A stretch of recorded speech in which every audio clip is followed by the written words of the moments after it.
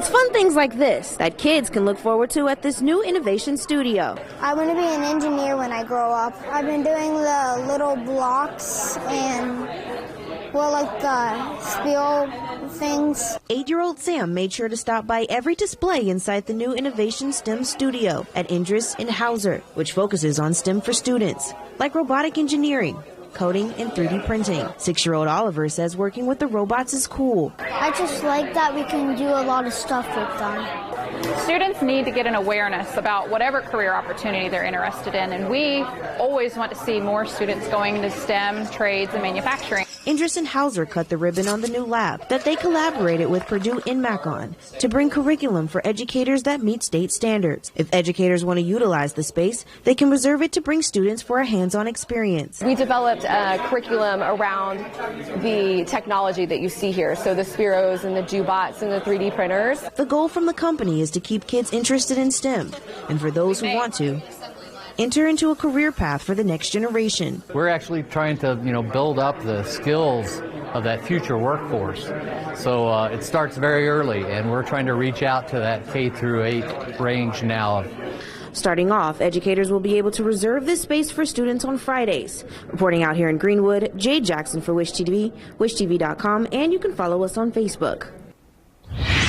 All right, let's go ahead and take a live look outside. Beautiful night out there. Perfect night to just, be on your porch somewhere. Chief Meteorologist Ashley Brown joining us now. Warm up, though, on the way for the weekend, Ashley. Absolutely. The nights are going to remain comfortable. Yes, they're warmer than those 50-degree nights that we started the work week with, but comfortable still. As we check in and compare tonight to last night, I can tell you that temperatures are about 2 degrees warmer tonight. And I think we'll see that trend, just a couple degrees warmer every day than the day before, and just a couple degrees warmer every night than the night before. This warming trend will take us back to the mid to upper 80s. We're talking summer heat in these final days of fall. 72 degrees for you right now for Indy, 63 in Kokomo. You can see temperatures have fallen in some locations already, kind of bringing a bit of a cooler air mass here. There's a light breeze out there right now, and that's comfortable. Winds are light to calm. And once again, we check in tonight and we have the conversation about calm winds. When you have calm winds and you have the haze in the atmosphere that we had earlier today, that's moisture. So we will see that as patchy fog in some locations tomorrow morning. As we look outside tonight, it's a pretty quiet night tomorrow.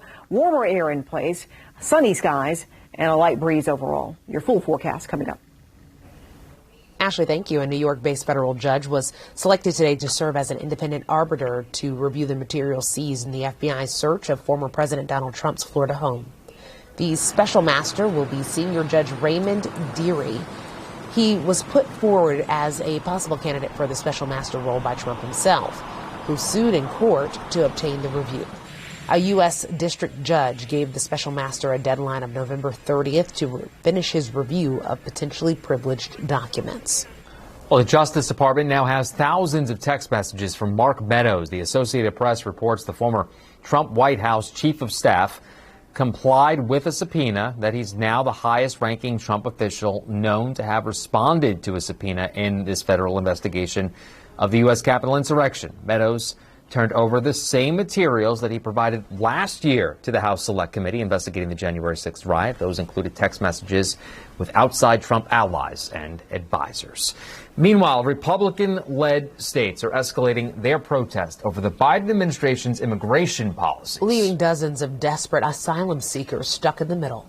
Reed Binion has a closer look at the situation. The Republican protest over what they say is the Biden administration's failure to secure the southern border is intensifying after the governors of Florida and Texas sent dozens of migrants to Martha's Vineyard and the home of Vice President Kamala Harris in Washington, D.C., to send a political message. They didn't tell us where we were, but they left us here, and that's it. This was the scene in our nation's capital Thursday morning when Texas Governor Greg Abbott intentionally sent 2 buses with more than 100 migrants to Harris's residence at the U.S. Naval Observatory. And Florida Governor Ron DeSantis sent an estimated 50 migrants on 2 chartered planes to the wealthy enclave of Martha's Vineyard off the coast of Massachusetts. every community in America should be sharing in the burdens and shouldn't all fall on a handful of red states. Their actions triggered a frantic humanitarian response from volunteers, activists, and local businesses. The migrants, most of whom are from Venezuela, have asylum court hearings scheduled in Texas in a few weeks. The two moves angering Democratic lawmakers and the White House. This is just a cruel, premeditated political stunt.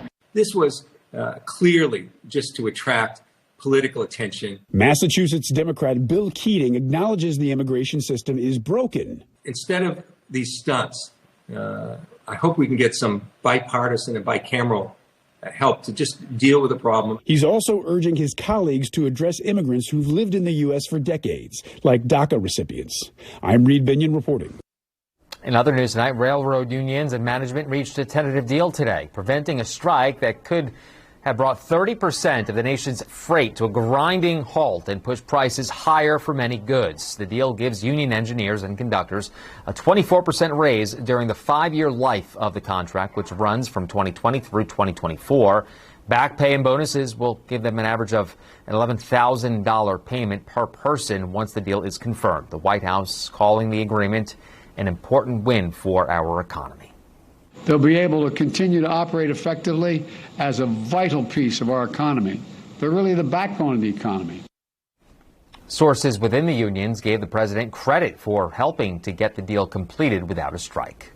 2 U.S. citizens, WNBA player Brittany Griner and former U.S. Marine Paul Whelan, are still in Russia, and U.S. officials are still trying to get them out. President Joe Biden will meet with their families on Friday. He's spoken with them before, but it'll be the first time meeting them in person. A White House official says the president wants to make sure their families know that they remain front of mind, and that is his team is actually working on this every day.